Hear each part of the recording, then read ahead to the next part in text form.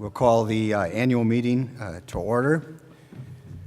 And the notice is presented in the booklet. So for those of you attending, if there should be sufficient number of copies.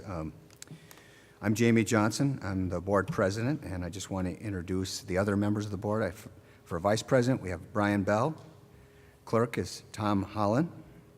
Lynn Robson is our treasurer.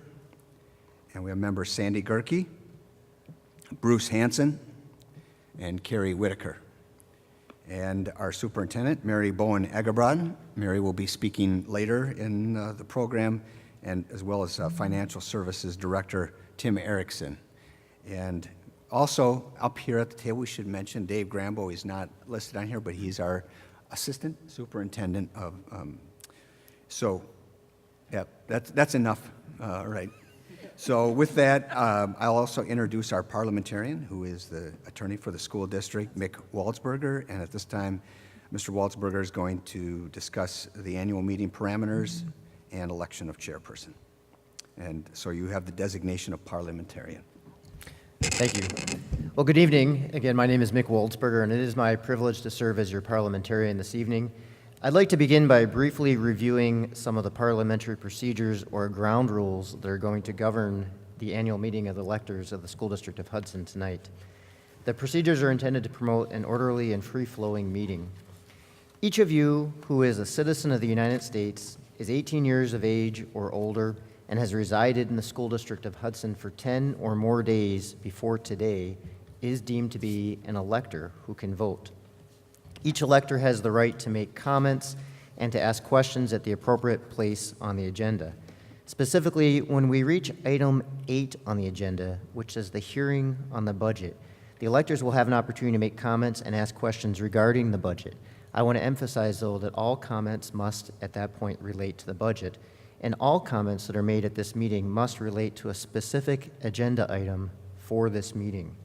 Electors are encouraged to submit other comments in writing to the superintendent or to make them during the public comment session at a regularly scheduled meeting of the Board of Education. If you're an elector and you desire to make comments or ask questions about a specific agenda item, you must come to the microphone, state your first and last name, state your address, and then wait to be recognized by the chairperson. After you've been recognized by the chair, you may then proceed with your comments. Only one elector may come up at a time. Only one elector may speak at a time. If a large number of individuals desire to speak, and I don't think that will be a problem here this evening, the chairperson may limit the amount of time for comments and questions to 3 minutes per person. As an elector, you have the right to make motions relating to an agenda item at the annual meeting, provided that the motion falls within the powers of the electors of the annual meeting. Those powers are specifically prescribed and limited by statute. For instance, Wisconsin law does not authorize electors to amend, approve, or disapprove the proposed budget. Rather, the law authorizes electors to provide input on the budget and to vote a tax that is sufficient to operate the schools of the district. If an elector makes a motion that is beyond the powers of the annual meeting, the motion may and should be ruled out of order, and the chair may decline to hear the motion further. Alternatively, the chair may permit the motion to proceed on a purely advisory basis. Like comments, all motions must be made at the appropriate point on the agenda. After we complete item 8 on the agenda, which is the hearing on the budget, we'll move to item 9, adoption of the levy. At that time, the electors will be given an opportunity to make a motion to vote a tax that is sufficient to operate the schools of the district. If the electors do not vote a tax that is sufficient for that purpose, the board will be obligated to determine the amount necessary on or before November 1. Similarly, if the electors vote a tax greater than the revenue limits or the amounts needed to operate the schools, the board may lower the tax on or before November 1. Other motions that are within the powers of the annual meeting and do not address the levy would fall under agenda item 10B, other annual meeting powers. Accordingly, any such motion should be made when we get to item 10B on the agenda. As with comments and questions, there is a specific procedure for making motions. If you're an elector and you'd like to make a motion, you must come to the microphone individually, state your first and last name, state your address, and then wait to be recognized by the chair. After being recognized by the chair, you may then make the motion. After a motion is made, another elector must second the motion in order for it to be heard. Once a motion has been seconded, the chair will restate the motion, and at that time the motion may be debated or discussed and then put to a vote. After any debate has occurred, it will be put to a vote, that is the motion, provided that it is within the powers of the annual meeting. If any elector, including a board member, believes that debate has become too lengthy, the elector may move to limit debate in a variety of different ways. For example, an elector may move to limit debate to a total of 2 minutes, 3 minutes, 5 minutes, 10 minutes. This is a procedure that should be used sparingly because we do, of course, want to encourage debate.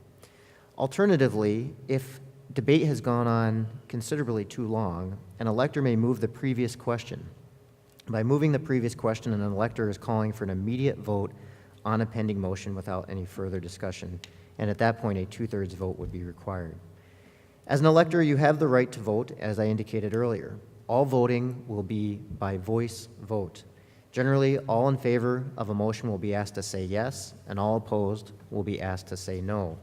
If a vote on a motion is close or unclear from where we're sitting, the chairperson or I will ask the electors who said yes to stand and verbally count off using numbers beginning with the number 1. After being counted, each elector will then sit down. The same procedure will then be used to count the electors who voted no, and the chairperson will announce the result of the vote. By law, I'm obligated to inform you that the chairperson may accept a challenge to the eligibility of any person who is attempting to vote at the annual meeting. If the person who has been challenged declares that he or she is eligible to vote and the challenge is not withdrawn, the chairperson must administer the following oath or affirmation. Do you solemnly swear or affirm that you are an actual resident of the School District of Hudson and are qualified according to law to vote at this meeting? Having reviewed the meeting procedures, our next order of business is the election of a chairperson to preside over the annual meeting. In a moment, I will ask for nominations. Once a nomination is made, I'll ask if anyone is willing to second the nomination, and if so, a vote will be taken. If there's no second, the vote will fail for a lack of second. At this time, I am asking for nominations. Using a microphone, does any elector, including a board member, wish to voice a nomination for a chairperson? I'd like to nominate Jamie Johnson as chairperson. Second.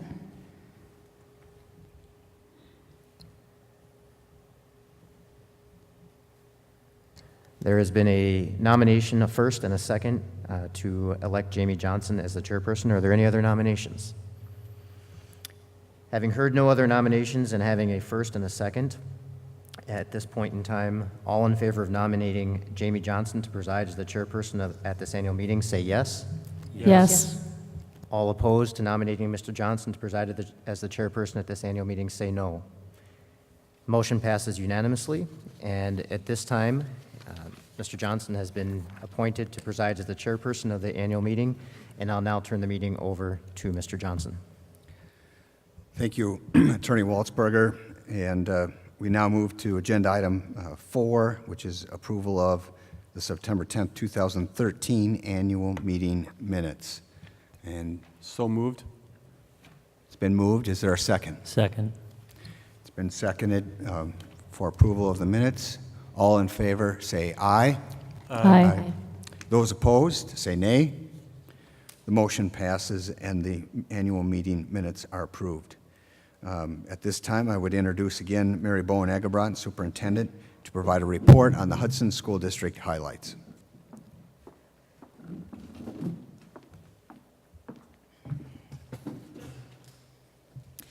Good evening, and thanks to the electors of the Hudson School District for attending this evening and being interested in the school district or watching at home. I have the privilege each year at this time to share the good news about the Hudson School District. And we have much to be proud of over the last year, and certainly as we look forward to the current year as well. So I'll be sharing some of the highlights as examples of our tax dollars at work. I've had to pare them down this year because just of the number, the sheer number. HSD 2025, our strategic vision, guides our efforts and our decisions. Our focus is on preparing students for their future beyond graduation. And this starts in early childhood and kindergarten, continues through every grade level in the district and through the high school. We want students to become and ready to become informed, caring contributors to the world, their world, just as our vision articulates. And our hope is that our preparation work in the Hudson schools will continue to attract Hudson graduates to return to our community as adults to contribute and raise their families here because they know firsthand the high quality of education that has been provided in our schools, and they value this community. Oops. I think I have to slow down a little. The district and school ratings on the Wisconsin School Report Cards are an example of the HSD's system for learning success. And last year, all of our schools and the district continued to be rated in the top 2 categories, with all exceeding expectations. But that being said, this is only one indicator of the quality of our K-12 schools. So I will share some more of that story and add some additional indicators as we move along tonight.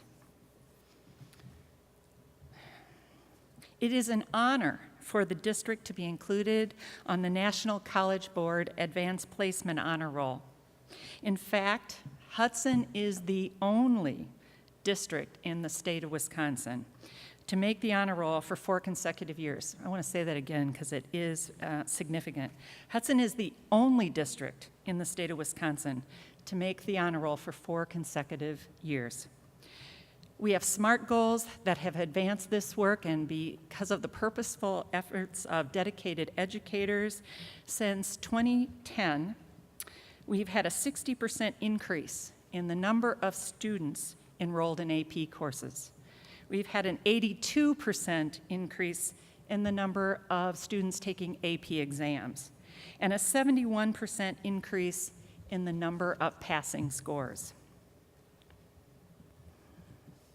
Hudson High School certainly should be identified as a Wisconsin AP pacesetter school. Learning Services Director Sandy Kovach and I have heard on multiple occasions from neighboring districts that it is often hard for them to attract enough students to the rigorous work of AP courses. That's not so in Hudson. 61% of last year's total number of juniors and seniors challenged themselves and took AP tests, 61% of the total.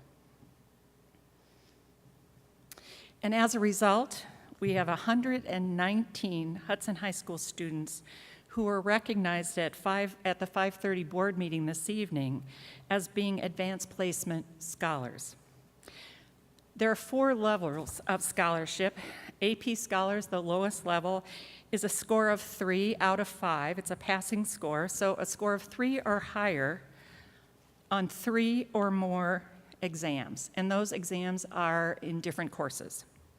Then there's AP Scholars with Honor, AP Scholars with Distinction, and National AP Scholars. And very proudly, we can affirm that we have students in each of those levels, and we actually have 3 students in the very highest National AP Scholars.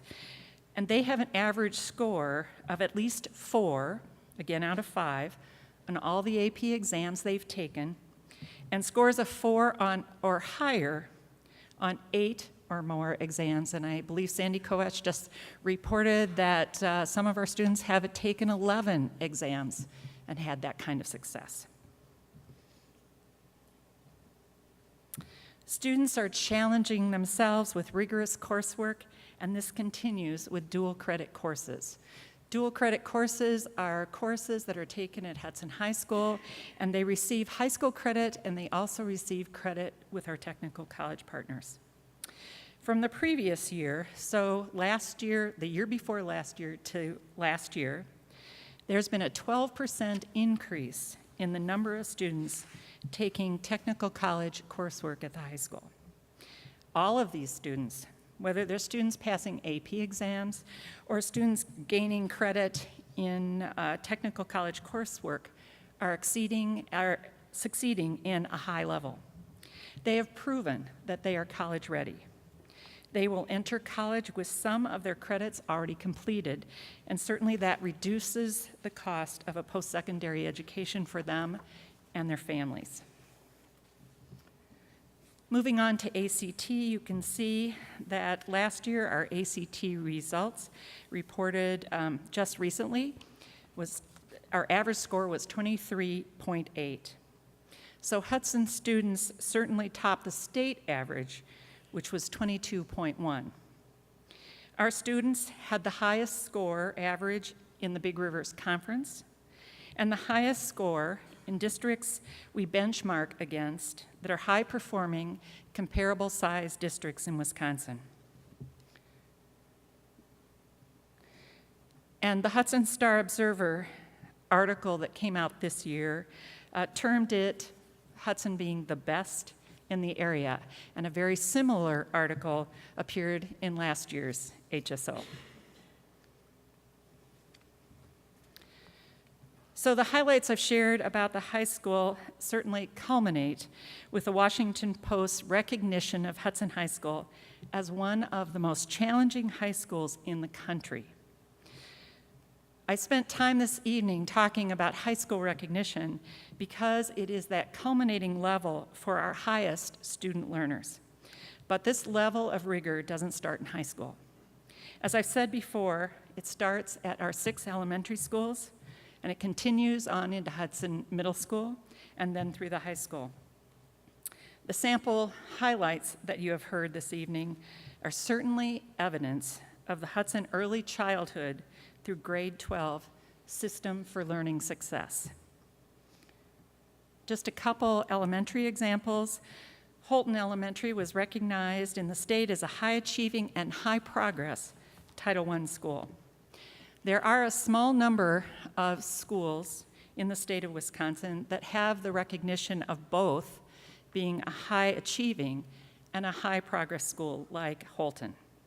And Holton is an example, like the rest of our elementary schools, of the culture of excellence advancing learning for each and every student. E.P. Rock Elementary was recognized and named a Wisconsin School of Merit. And this is for their implementation of behavioral interventions and supports, commonly known as PBIS. PBIS is a proactive approach to establishing a safer and more effective school for learning. And certainly, on to our students. That's why we're here, and that's why the work is so important. And again, because of limited time, I'll only offer a few examples.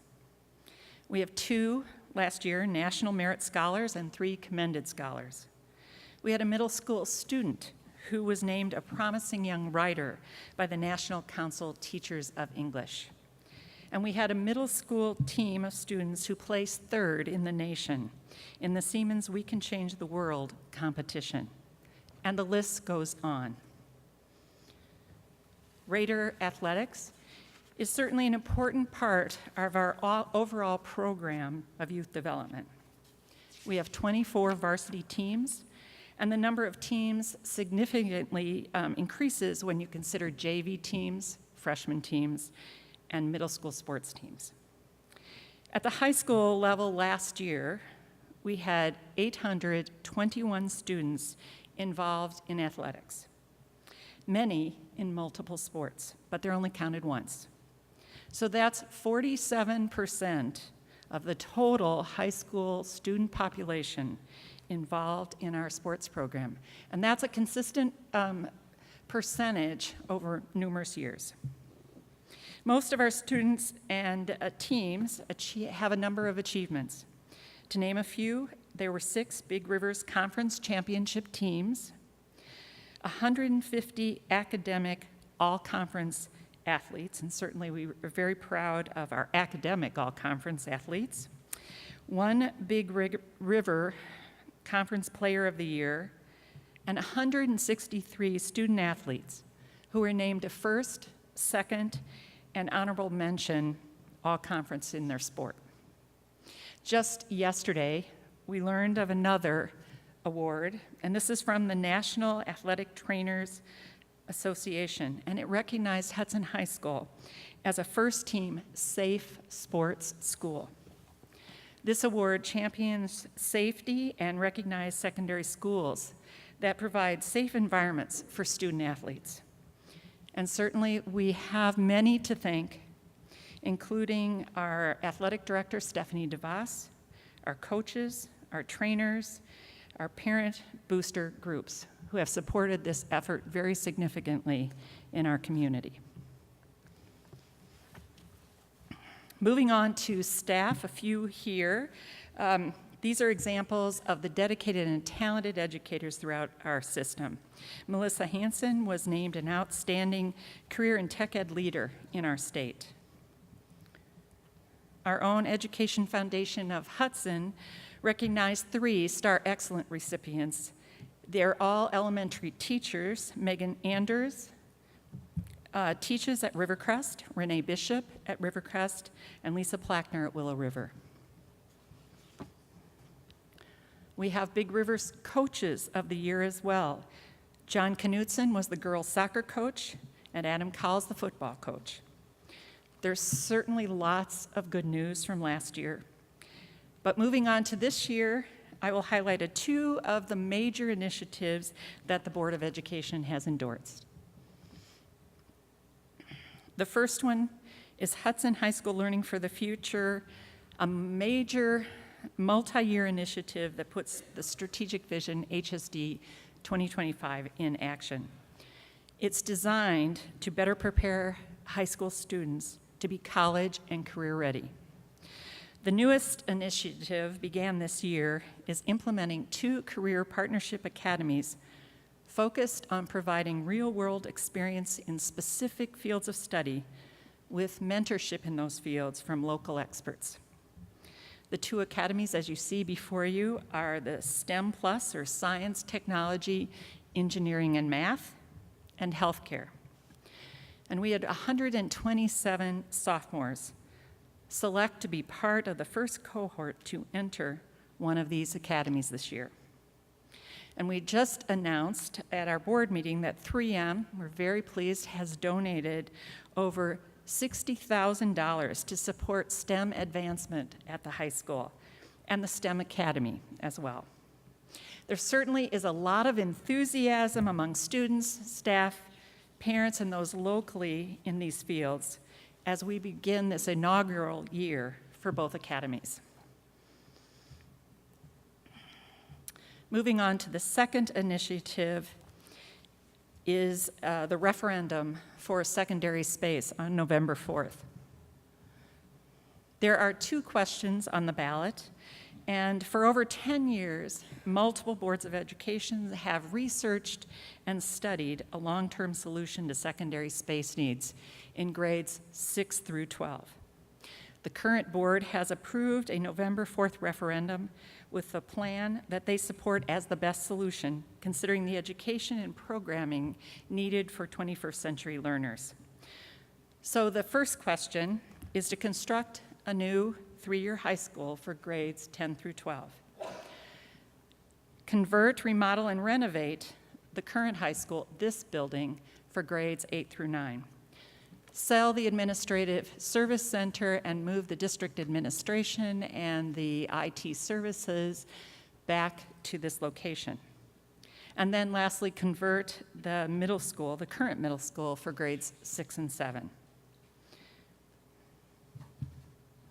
The second question is to construct an 850-seat auditorium at the proposed high school site. This plan honors the responses to a community-wide survey that identified our community support for what the plan should be, what should be included in the new high school site, and a preference that was expressed by multiple respondents about keeping all students in the same grade together in the same school. The estimated property tax increase for both questions over what people are currently paying now for the construction is $1.12 for $1,000 of property evaluation, again for both questions, And it translates to for a $200,000 home to a $19 a month for a large family, same as a large family size pizza. The site for the proposed high school is a farm owned by the Lockney family. The property is south and adjacent to Rivercrest Elementary, which is in the city of Hudson. In fact, it's the south border of the city of Hudson. The site itself for the proposed high school is bordered on the west by County Road F and on the south by Red Brick Road, and it is currently in the town of Troy. With Camp St. Croix just across the highway, there are numerous opportunities and possibilities to expand our partnership with the camp to bring more learning opportunities to Hudson students. And the property has unique advantages for a high school that no other property in the district provides.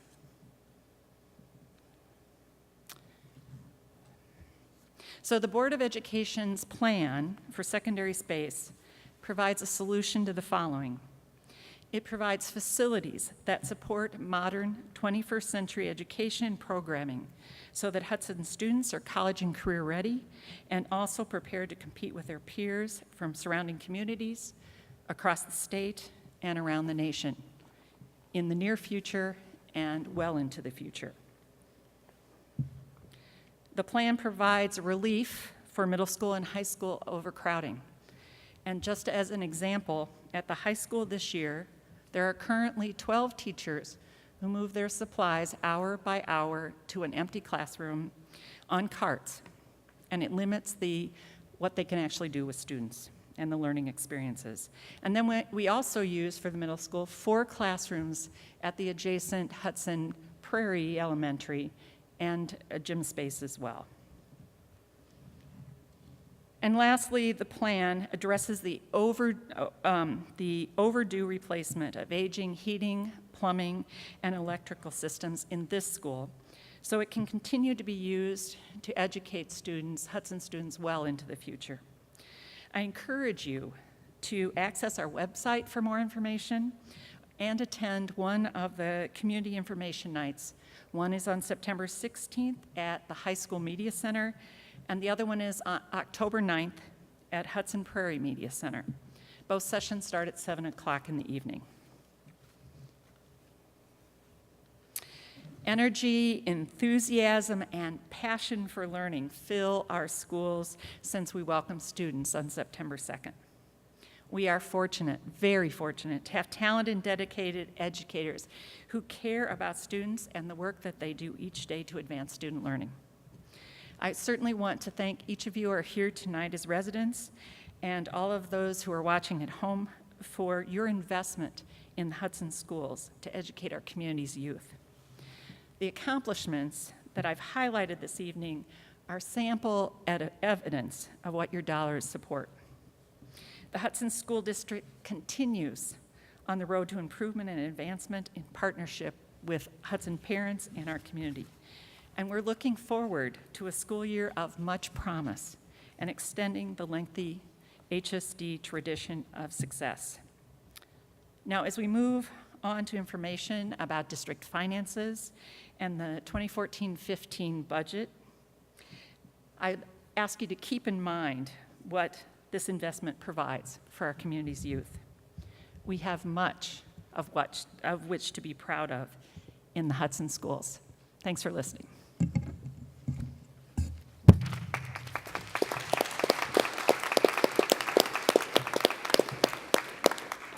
Next on the agenda, we have the district financial overview, which will be given by the Board of Education Treasurer, Lynn Robson.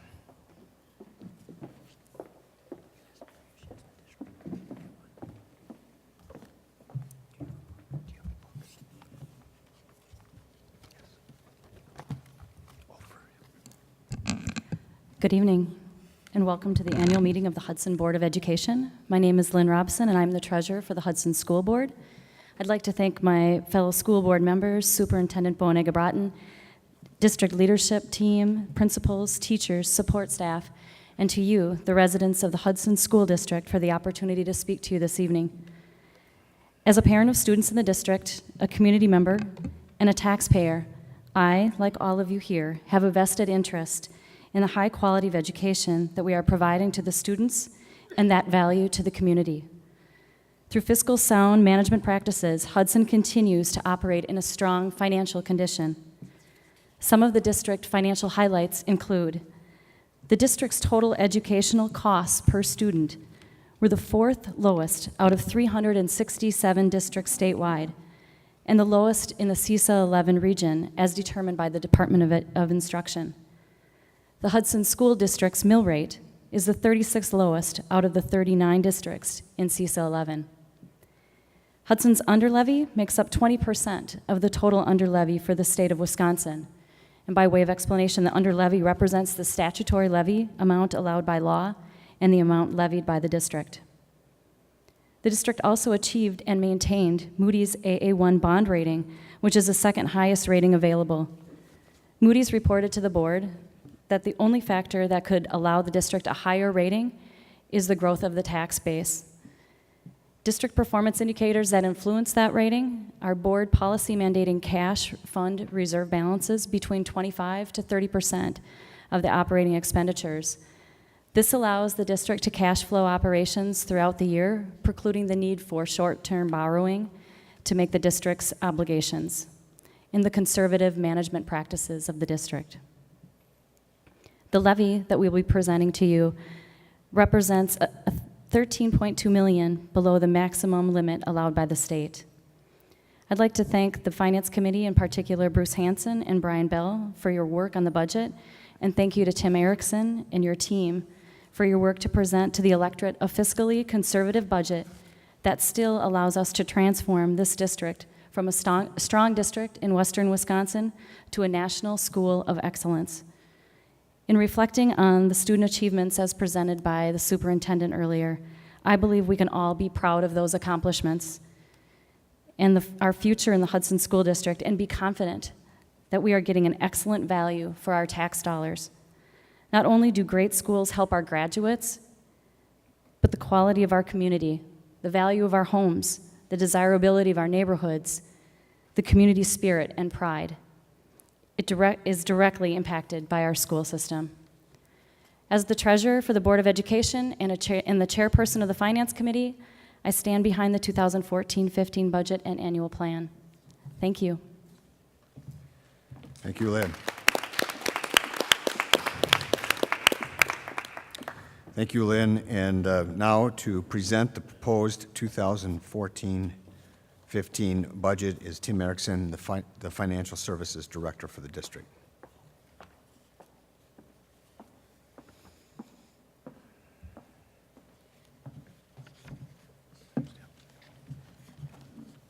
Well, good evening. I want to thank everyone personally for coming out tonight.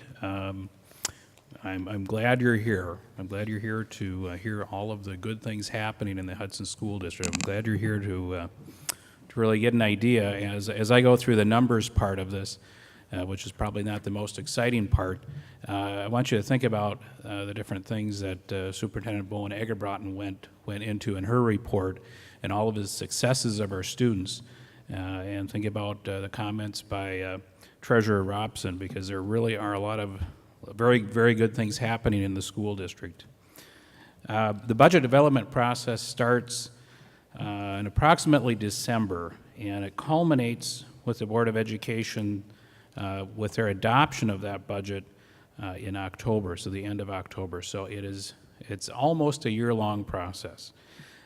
This process involves a lot of different people, and I certainly want to thank, there's too many people to thank. I want to thank a lot of people that do have involvement in the budget process, because there are quite a number of people that do, from developing their own budgets from teachers on up. And again, I want to thank all of those folks for their work. Challenges to the district budgeting include, one of the big pieces includes a late timing of our final state aid number, which is really a key piece of information in our budget, and I'll go through that a little bit later. You'll see that it's a very large part of our budget. This number is not final until October, and thus that's why you see the Board of Education actually approving that budget 4 months into the fiscal year. With that, I want to move into the budget book. And the overhead behind me, you won't be able to see all of those numbers, so hopefully you have a book. If you don't, there'll be some books on the back table there. I'd encourage you to grab one to follow along so that you can actually see what I'm going through.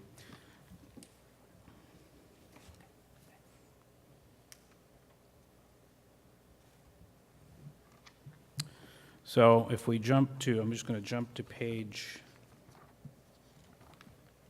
8, and just give you a brief overview of the topics covered.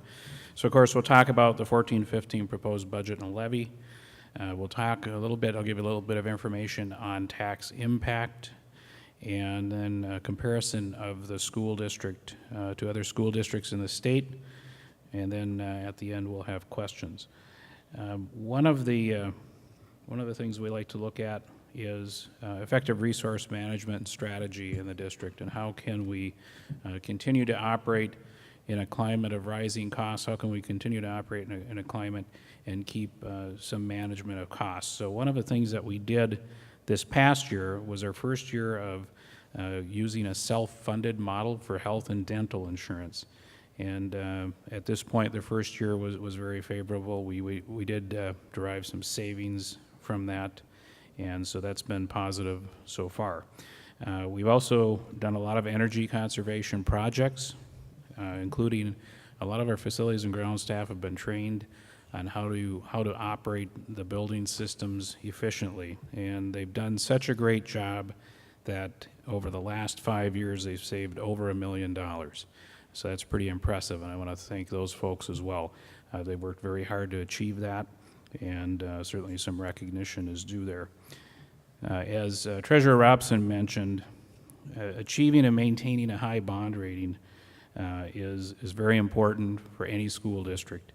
And for our district, we have a AA1, which is just one step from the top rating that you can get. And as Treasurer Robson mentioned, really the only thing holding us back in discussions with rating analysts from Moody's is that our tax base is too small. Normally, we'd have to have a tax base of over $5 billion. Ours is $3.4 billion. Otherwise, in discussions with Moody's, they've said, the school district is really doing everything right and everything they can to have a sound, responsible management plan. So, to give you kind of an idea, again, budget challenges, addressing district facility needs, providing competitive salaries and fringe benefits to employees, addressing instructional needs, so professional development, curriculum adoption, resource materials, and technology and innovation. And then also maintaining class sizes within class size guidelines, all very important. With that, we'll jump into the meat of the numbers here. On page 11, we're showing the proposed general fund budget and levy, and I'll run through the summary of major budget assumptions for 2014-2015. At this point, our student membership aid units, that's what drives school districts' main revenue sources of state aid and tax levy, and those membership aid units are based on the previous year, and those are remaining level for this year. DPI equalization aid estimate, and that's the number that will be finalized in October. The first estimate out from DPI shows a decrease of 2.91%, or $785,000 less than the previous year. So again, once that's finalized, one thing I can guarantee is the numbers on this page will eventually change when we go to the budget adoption in October. State categorical aid increase. We did have a new state categorical aid come in, and that is $860,000. So if you look at those two together, we're really up about roughly $75,000 on two major portions of state aid. This also assumes an underlevy of $13.2 million, and as Treasurer Robson mentioned, that is the amount that the board could raise could levy additionally for this year up to 13.2 million, but this budget assumes an under levy, and we've had an under levy for a number of years. New budgeted costs for 2014, 2015, which are included in this budget, include new staffing costs. There is board-approved staffing for one-to-one technology, coming on as a new program for this year. So we also have board-approved equipment for that one-to-one technology plan. We have a board-approved security officer, which is here at the high school. And then the board approved some health insurance increases, and there will be, we're hoping, a new school resource officer that will come on board in January of this year. That's subject to city and school board final approval, but that's what we're working towards. And then there's a restructure of substitute pay so that we could better address some of the shortage and the attraction of substitutes to the district. So those things are all included in this budget. And I'll just highlight a few items under the revenue section. And the first column is the board adopted budget from 2013, 2014. The next column over is the proposed budget levy for 14-15, and then the percentage change. So property taxes for the general fund are standing at $26,266,000, which is a 2.83% increase. However, when you look at the total levy, we have two pieces to the levy. We have one for the general fund, and then we also have one for debt service. That total increase is 2.43%. Moving down to line 345, which is state aid for regular open education and open enrollment. That number is expected to increase this year. We've seen more activity for open enrollment in and open enrollment out. That one is an estimate until approximately October, and then we'll know a number. But that number will continue to change throughout the year as well. The next item down, we've seen an increase there, which is transitive aids. It's really an accounting change in how we account for transcripted credit costs. And 610 is categorical aids. So that the main driver of that increase is the $860,000 of state categorical aid, which is up above under those assumptions. And then the large piece I talked about before, the equalization aid, which is at $26,216,000, which is a decrease of $785,000, or about 2.91% down over last year's number. I move down to line 700, which are federal sources.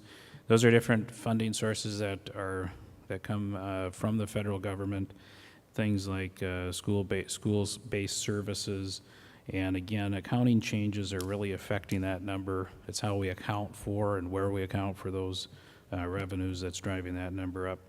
And then we have a total for general fund revenues of $55,121,000 versus last year $53,854,000. So a 2.35% increase in total revenue.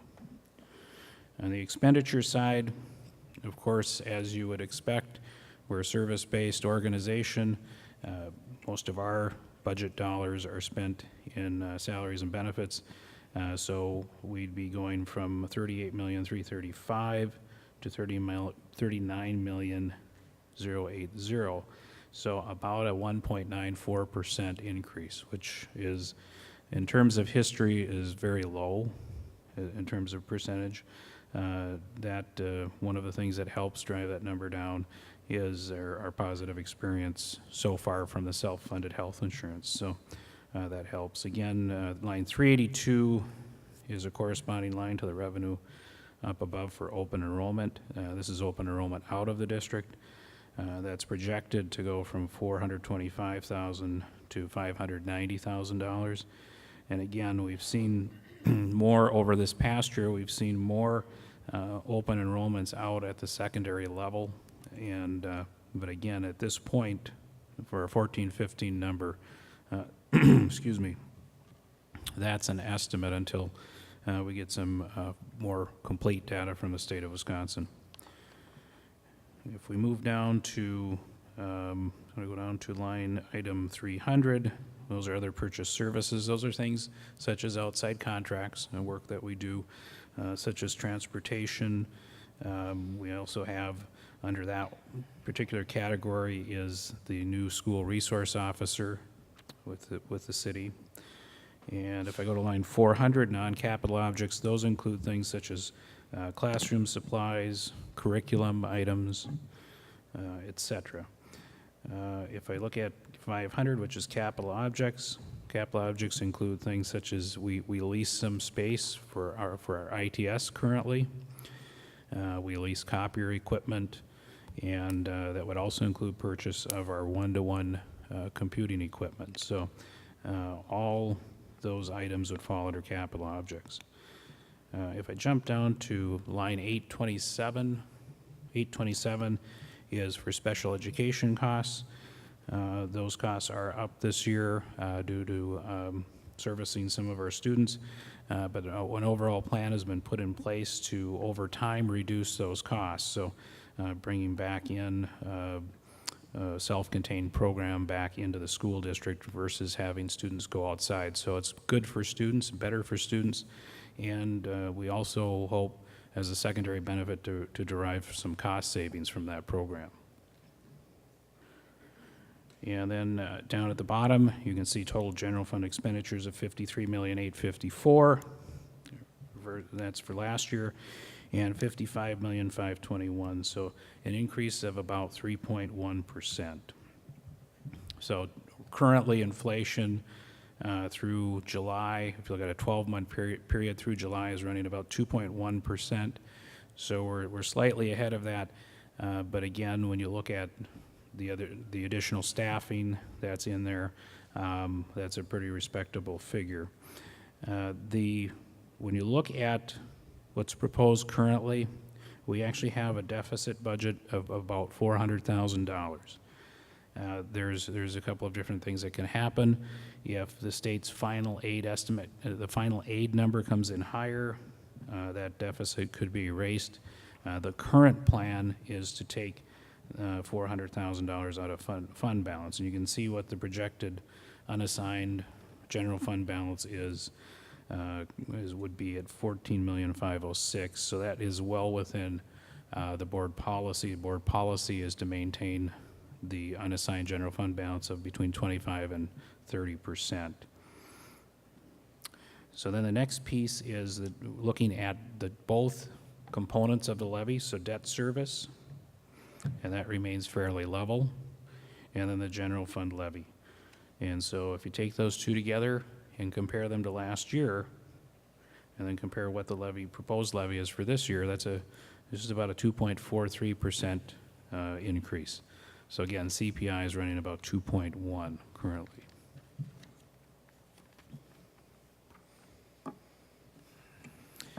The next slide, or next page, page number 12, gives you a comparison of what's happened over time since 2009, 2010 with the school district budget. And so just to orient yourselves, down at the bottom, CPI is referenced from 2009, 2010 to 2014, 2015. And then the dotted line is what has happened to the school district budget over that time. The dashed line is the budget if it were adjusted to CPI. So taking CPI each year and adjusting that by whatever happened to CPI. So you can see in that first year, CPI went down about 1/3%. 2010-11, it went up 1.64%, and so on. So what does that look like over time if we adjusted the school district budget to match up with CPI? Well, what's happened is, on average, our growth in the budget and budgeted expenditures from that 2009-10 period until now grew at 1.42% annually. If you apply that CPI to the budget baseline, and then you project out over each year, The budget would actually be, if we had kept pace with inflation, the budget would actually be $1.3 million higher than what's being proposed right now.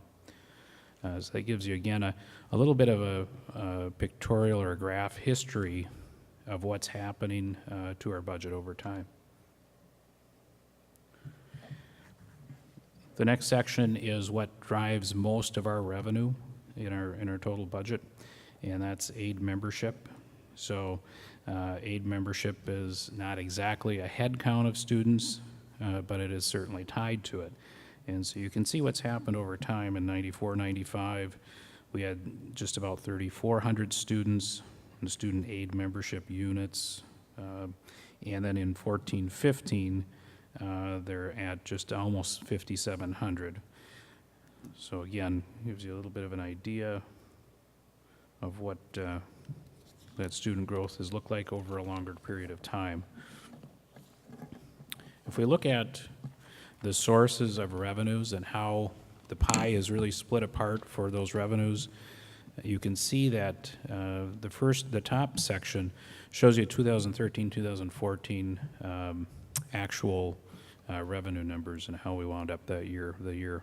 So local sources were just about 26 million. So part of that's aid, part of that are charges for services, student fees, those types of things. So the local sources amounted to 47.35% of our total budgeted revenue, so a fairly large piece of the pie.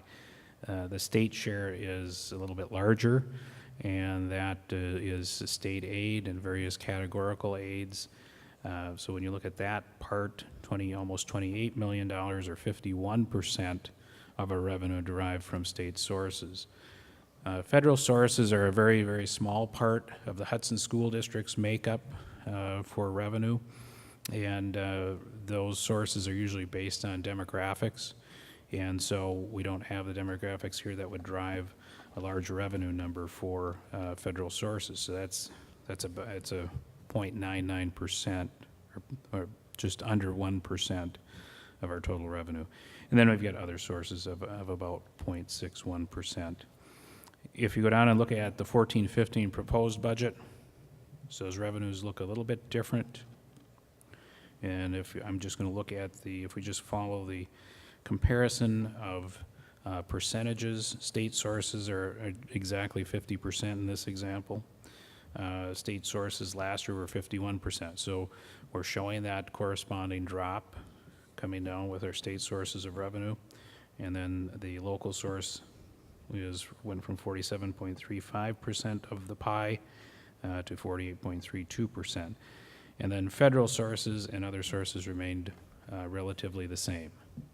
So what happens over time is that share of local sources to state sources usually is about a 50-50 split, and it varies from sometimes 49 to 51%, and it does flip-flop back and forth depending on what year and what happens with state aids.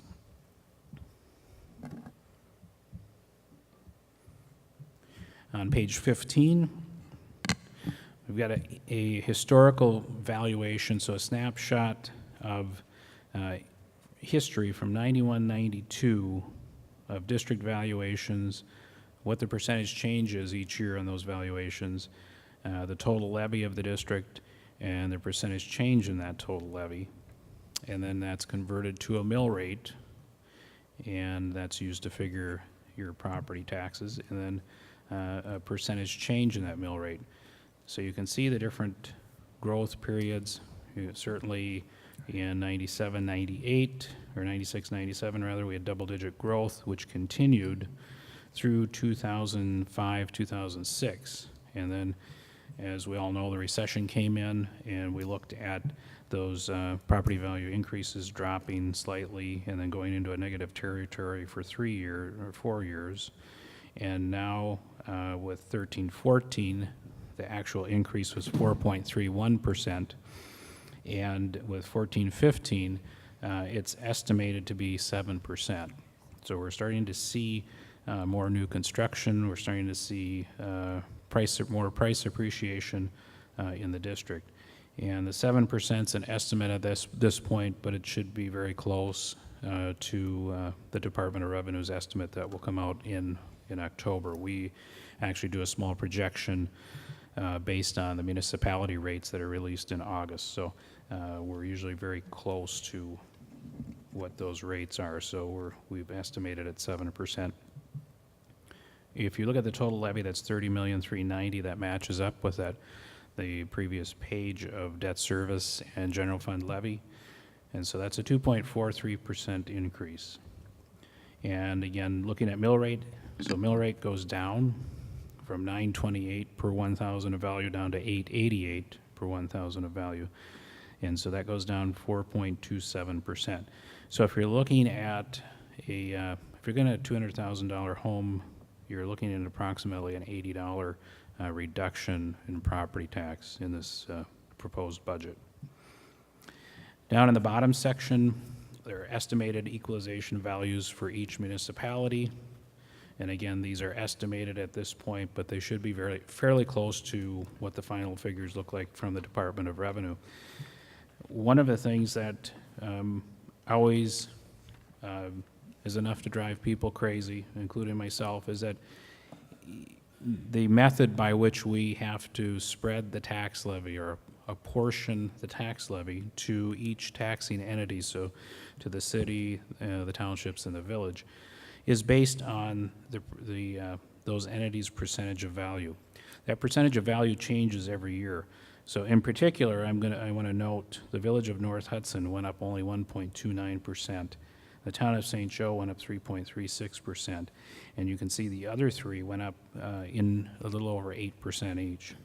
So this creates a situation where those that are going up faster will shoulder, for this year, will shoulder a little more of the tax levy than those that are going down. So there are variations when we look at what impacts property taxes on a particular home. And that kind of leads into the next example. So to really kind of give a little bit of property tax 101 on a very basic and a very high level presentation. The first example assumes that there is a school district tax levy. It's the same as it was the previous year, and the assessed value changes.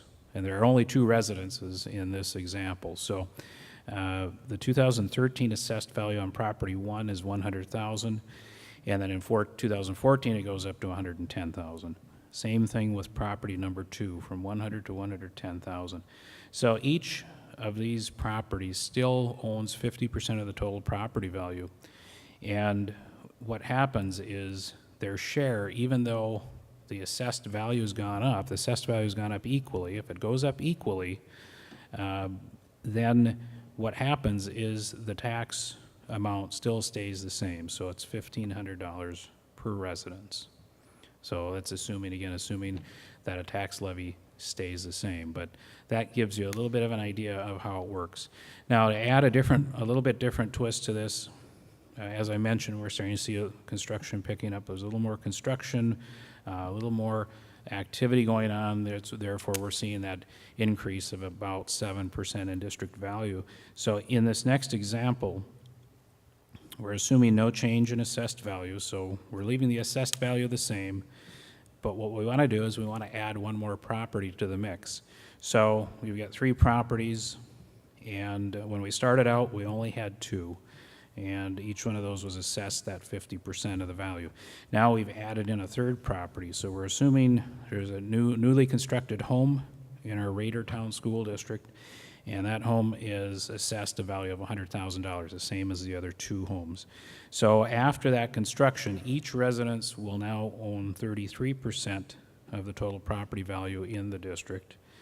And the original 2 residences, great news, hey, my levy goes down because we're adding value to the district. Another house is going to share in that taxation. So in 2013, in that example above it was $1,500 per residence. And in this example, 2014, it's $1,000 per residence. So tax levy, again, in this example, remains the same at $3,000. So that's some of the power of what happens when we have growth in a district. It spreads that property tax levy.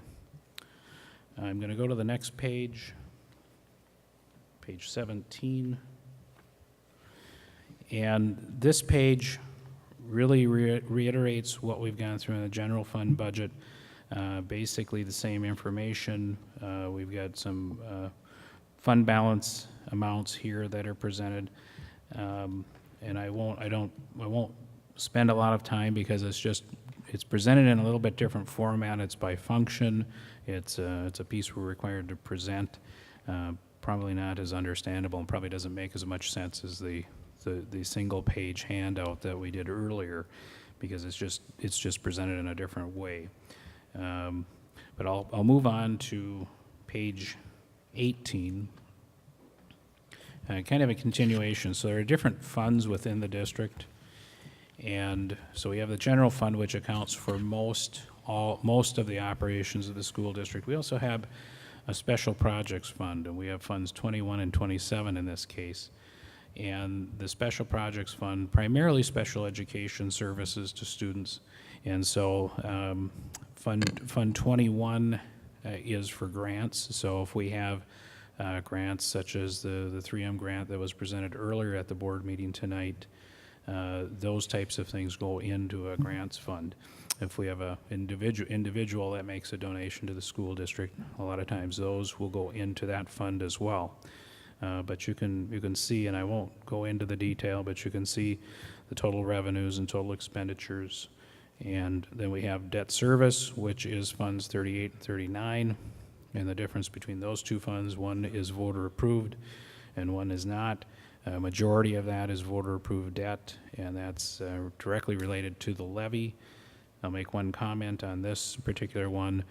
When you get into some of the detail of the refinancing, 282, line 282000 includes an amount of $6.3 million. That's related to a refinancing that we did this year, which is projected to save, I believe it was a little over $600,000 over the term life of that bond issue. So it shows up as additional revenue, and then it also shows up as additional expense. And that's really an accounting transaction just to account for those funds. If we go down to food service, and you can see those are restricted funds for use for food service to run the nutrition programs for students. Community service, again, restricted funds. Those are for some of the community service programs that occur here. School age care is a part of that. And then we have packaged and cooperative program funds, and that's just a name for we're a fiscal agent, and we cooperate with some other school districts on various grants and programs. So you can see the asterisks next to those last three funds, and those are funds that don't use property value. They don't use property tax funding. So those are fee-based programs, fees charged, and that's how the budget is balanced with those funds. Most of the funds, the reason we break out these funds is because they're restricted. There are restrictions on them, and we can't just necessarily pull from one fund to help fund the general fund. There are not different accounting rules that are in place for each of those funds. We also have a other post-employment benefits trust, and that's mainly accounts for some post-employment benefits, and that trust returned an average of 2.5% during the 13-14 fiscal year. If I go to the next page, this is a highly summarized balance sheet of the school district. So this is a snapshot as of June 30th, 2014. So you can see the different cash and investments, receivables and prepaid expenses. Receivables are things that the school district has not been paid yet, but is expected to be paid in the near future. So again, that's not cash. And you can see the total assets, and you can see liabilities, and then there's fund balance. And the fund balance consists of three different categories in this case. It consists of committed fund balance, and as I mentioned, we went to self-funded insurance, so we need to carry a reserve because we're acting kind of as an insurance company. So we have to have reserves in place for a self-funded insurance to operate. So there's $1.6 million in that committed reserve. And then the secondary space for learning, as you may have heard the referendum information, that's $3.4 million. It's now $5 million the board committed some additional fund balance to that to help decrease the impact to taxpayers. The non-spendable are just, again, these are it's a non-cash item, so it's not something you can spend. So we get down to unassigned of 16.8 million, but again, that's not all cash. Part of that is, in this particular example, if you go back up to the assets, cash and investments, and then the receivables, which are not cash. That's, again, to give you an idea of what fund balance is. The reason we have fund balance is to weather storms where we have adjustments. We've seen in a couple of different years where we've had state aid drops of 10% or more. We've had to reduce our budget accordingly, but it's also helped us weather the storm by using some of that fund balance to fund operations and not have to make drastic cuts to programs. It also helps in our bond rating, fund balance. Any analyst, bond ratings analyst will tell you that a strong fund balance is going to result in lower interest costs for any district that borrows money. We also are able to eliminate any what's called cash flow borrowing, and that is if we don't have enough money to run our operation, we have to borrow cash. In this case, fund balance helps bridge that gap. So we don't borrow we don't borrow short term, we don't incur an interest rate and issuance costs. So these are all things that add up to a lot of savings and being responsible financial management of the district. And page 20 is the long-term debt of the district. So it includes the issue, it includes the interest rate range, it includes when the final issue is due, and I won't get into a lot of detail there, but that's there. We actually account for the levy a little bit differently. We have to levy on a calendar year versus a fiscal year. So the levy is a little bit different. It doesn't exactly match up, but that's what we have to do. So, but again, I won't get into a lot of detail. Page 21 is the proposed resolution to set the tax levy, and that levy is $30,390,172, and so $26,266 for the general fund and $4,124 for the debt service fund. So that would be the proposed resolution for tonight.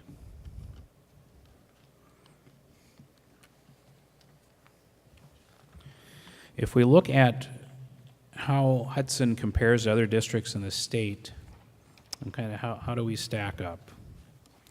We'll look at page 23.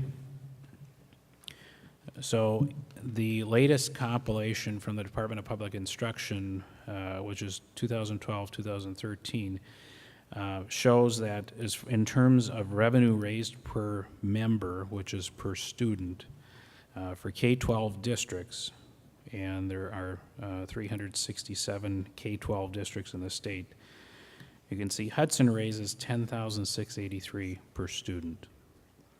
And if you look at the state average, it's $12,793.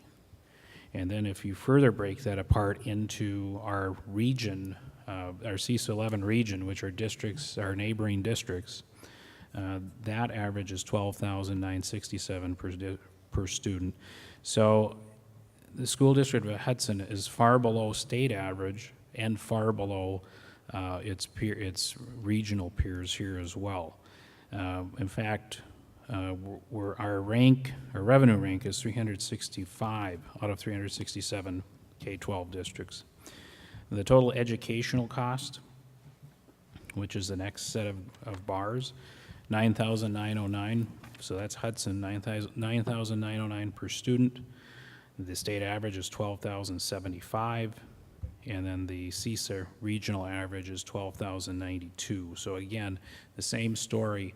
Hudson, again, I'd like you to think about the presentation that you heard from the superintendent and the treasurer, and then relate it to this picture of one of the lowest costing districts in the state. The previous year, we were the lowest cost district in the state. And that relates to that $13.2 million under levy. Those are dollars that are not being levied to our local taxpayer. So I think it's pretty powerful information to show how we are, the accomplishments of our students, and yet doing it for a very, very low cost. Page 24. Again, this is total revenue per student, and I won't go into that because that's essentially the same information we just looked at. It just shows where Hudson's rank is there. And page 25, if you're interested in how we stack up to neighboring districts, so that's that CISA 11 region. Those are the regional districts in CISA 11. And CISA is a cooperative educational service agency, I might add. So if you're wondering what that is, that's a regional group of districts. And you can see Hudson is 38 out of 39 districts in terms of revenue per student. And page 26, same thing.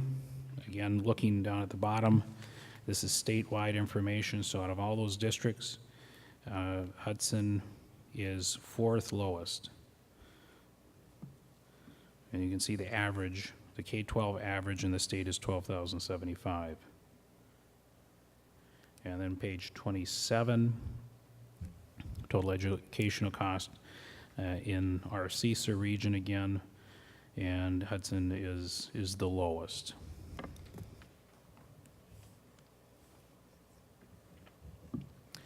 And then I'm going to go to page 28. 28 has the mill rates. So if you remember on that previous page with district valuations, we also converted mill rate to a mill. We also converted that to a mill rate. So if you take that mill rate and you compare to the mill rates of other districts in our CISA 11 region, Hudson is 36th lowest out of 39. So again, down near the bottom. And page 29 is the under levy that was referenced earlier tonight. So if you look at 2013, 2014 under levies, not the majority of districts do not under levy.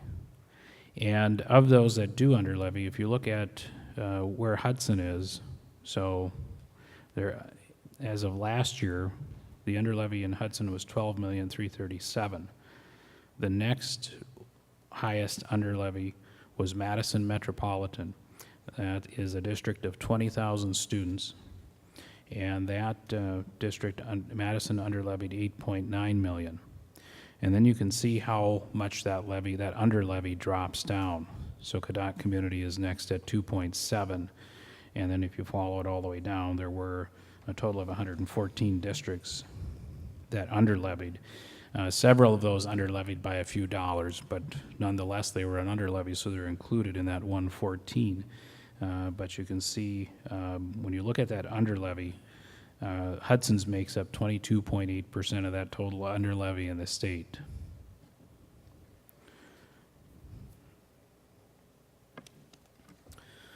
And now we're on to the questions portion.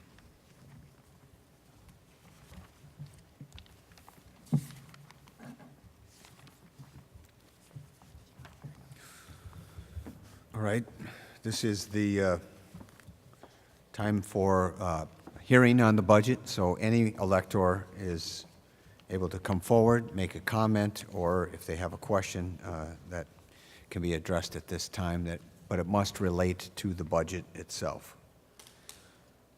And electors does not mean just board members either, so anyone can come forward.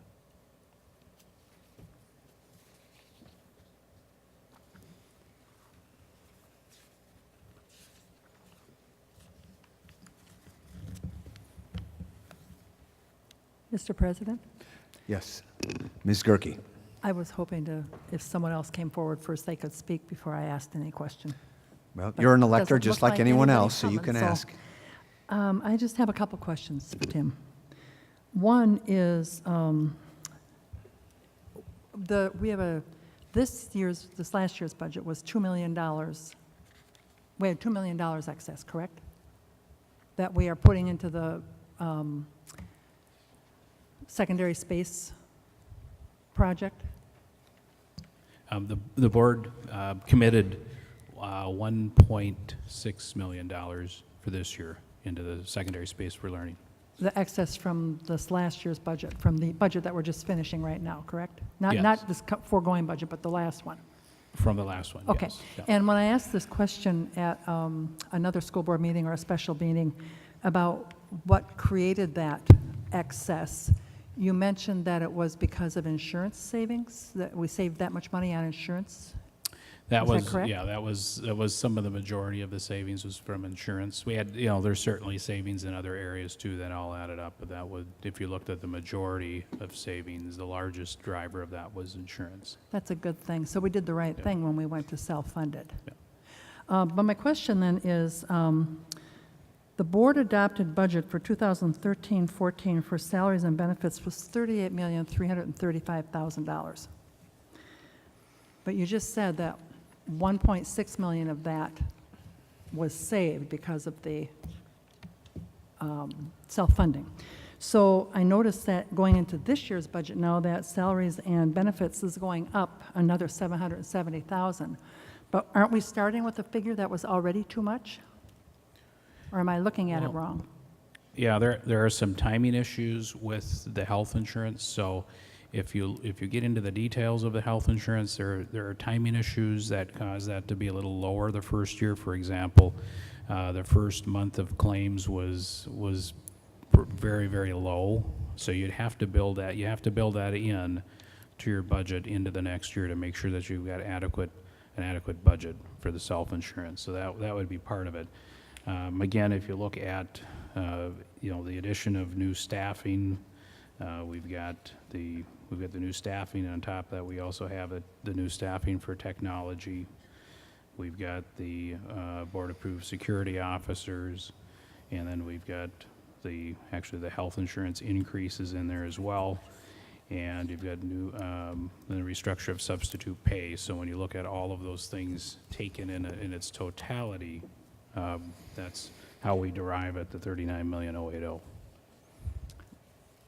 I just need to get my mind wrapped around the idea that we aren't going to have, we're starting out with 770,000 more than we ended with last year, and last year we ended with 1.6 million too much. So I'm trying to make my mind agree with why we have to go 770,000 higher than last year, when last year we were 1.6 million over in that category. Yeah, and So again, that's just I'm just looking for some clarity. yeah, and it kind of relates to the timing of the health insurance. We realized a drop substantially, which was good, but again, there's the timing issues with claims and that type of thing. So we'll have a full 12 months of claims on the books, whereas we really didn't in the previous year. So that is part of it, and then the new staffing. You add the new staffing in, and then you wind up, when you look at all of it, and again, it isn't just picking apart one number with health insurance, but it's looking at all of the different expenditures. Okay, thank you. I have one other question. Before you ask that, I just also want a clarification, because something Sandy said, and I don't know if you addressed it, was that she had said that this $38,335,000 was 1.6 million too high, and I thought you had said that not all the 1.6 million was just under benefits and salary, that there was other savings throughout the expenditures. Is that correct? Right, there are other savings. I could probably tell you what the health insurance was, if you give me a minute.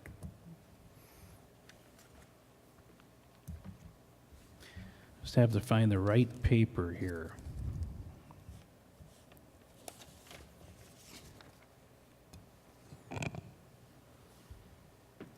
Mr. President, Yes. Just a point of order. I think we've been through this about 3 times now, this budget. Is that correct? I think so. Yeah, well, especially you have, because you're on Finance Committee, so.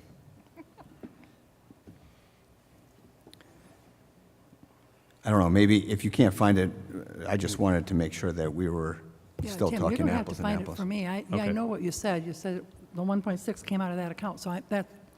you don't need to All look right. for it. I'm not Oh, asking okay. for that. All right, just want to make sure that everybody understood, so, okay. All right. Am I allowed to ask one other question? Sure, yes.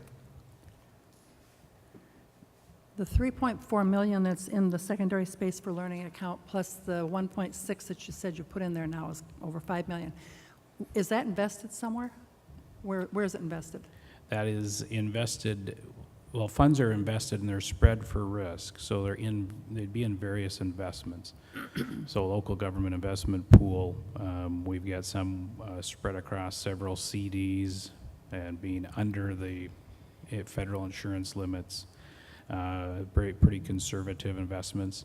Do you know And- what kind of interest rate we're earning on them? Just an average? Oh, an average. I don't want you to have to go through a bunch of papers. I'm not even sure I would have, I don't I'm think not I'd asking have for the that. exact. I'm just it- asking from your wonderful Yeah, memory, if yeah. you can just give me an average of what we might be earning on that. It's going to vary depending on what it's in. But, you know, with interest rates being as low as they are right now, we're probably deriving somewhere on a higher end of 1/3% interest rate on that. Thank you, Tim. Yep. That's all I have. Thank you. Any other questions from any elector?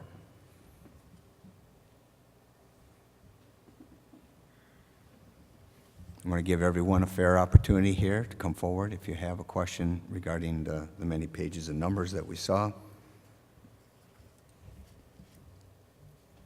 Otherwise, if no one's going to come forward or ask a question or a comment, then I would entertain a motion. Mr. Chair, I'd like to make a motion, be it resolved, that a tax in the total amount of $30,390,172, breaking down $26,266,263 for the general fund and $4,123,909 for debt service fund, be and is hereby levied against the taxable property in the Hudson School District for school purposes. Second. All right. It's been moved and seconded to adopt the levy, and we'll have all those. Oh, do we have discussion? There can be discussion now. I guess before there was questions, and now that we have a formal motion, I want to give a full opportunity for discussion on approval of or disapproval of, I guess, that motion.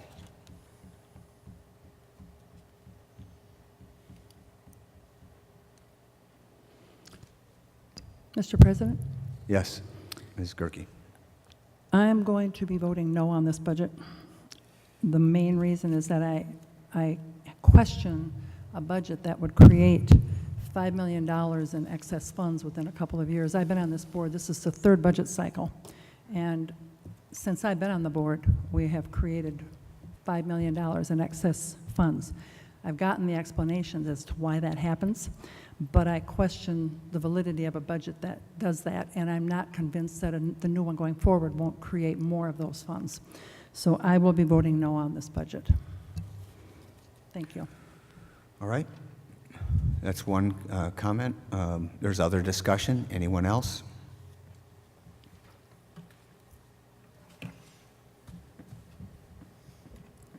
Mr. President, Yes, Mr. Hanson. you know, I just think that any budget that you work through, you know, it's preliminarily taken into the account all of the expenses that you may incur in any given year.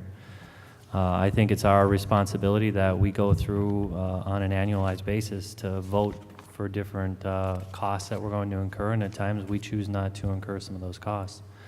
So, you know, that's just because a budget's approved doesn't mean that you're going to incur those expenses along the way. So, I mean, we're trying to make sure that we do our best to not spend frivolously throughout the year as well. So, I mean, it's you have to scrutinize these costs as much as you can up front. You need to, look at some of the historical data, and, when it comes to some of the other costs that are out there, like healthcare, I mean, it's great that we were able to get the savings that we were, and now that we've got 12 months of data, probably even after another 12 months, we'll see some additional information that hopefully we can hone in and be more specific with that going forward.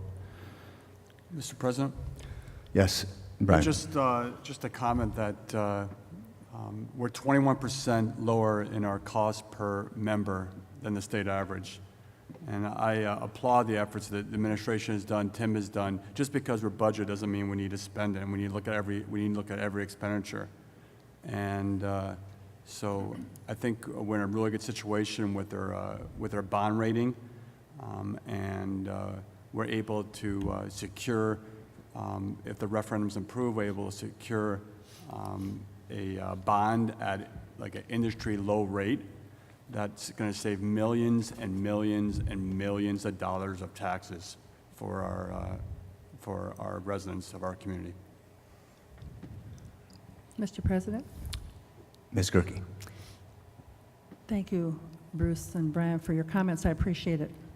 I think part of my problem is the addition or the accumulation of this amount of money without returning it to the taxpayers. It's like when the budget creates, and I understand budgeting, and I understand that you can have budgets that go over, you don't spend as much as you think, you might spend more than you want to. But when you accumulate that kind of fund and then hang on to it, and don't return it in any way to the taxpayers, that's the problem I have. And I know it's just going into a fund, sitting there. I don't see why we're not returning it, and why we haven't returned it to the taxpayers the last 2 years. But that's a decision that this board has made, and that's fine. I'm only one vote. But I'm not going to run the risk of having the same thing happen again and having to sit on more money that we've overtaxed the taxpayers. That's how I see it, as overtaxing the taxpayers. And I understand how that can happen, but I think it should be given back. So, thank you. Mr. Chair, Mr. President. Ms. Robson. I just want to comment on Sandy's comment, and I have a differing opinion on that fund. I believe we are going to return it to the taxpayer when we go to referendum and we reduce the amount that we're going to need to procure for that debt. So we didn't spend that money. That money is set aside and will be returned to the taxpayer, and what we need to go out and the debt service will need to bond for. Mr. President, I would agree Yes, with Mr. that Holland. comment. That same comment would be one that I would make. I'd also point out that we have a peculiar challenge in that we are trying to set a budget several months prior to knowing actually where most of the revenue is going to come from state aid. So given that dilemma that we have every year, we have to propose a budget that's going to be somewhat conservative, allowing for any reduction in those state aids as well. Anyone else wish to comment then on the question before this body? Is this a roll call vote on this, or is this where everybody gets to vote in a yes All or the no electors fashion? in the room vote. There's no roll call great. vote. Thank you. Yeah. Okay. Anyone else, including the folks that are out in the chairs facing us, have that opportunity to make a comment? Call one last time then for any further comments regarding the question before the body, which is the setting of the levy. All right, seeing none, then all those in favor of the motion say yes. Yes. And those opposed say no. No. The chair rules that the yeses have it and the motion passes. At this time, we move on to new business, and we set the date for the 2015 annual meeting as Tuesday, September 8th, 2015 at 7 p.m. Is there a motion? So moved. Second? It's been moved and seconded. All in the room who are in favor of setting that as the date for the annual meeting, say aye. Aye. Those opposed, nay. The ayes have it, and that is the date for the annual meeting. And now, under new business, this is also the time where anyone, any elector can come forward regarding other annual meeting powers.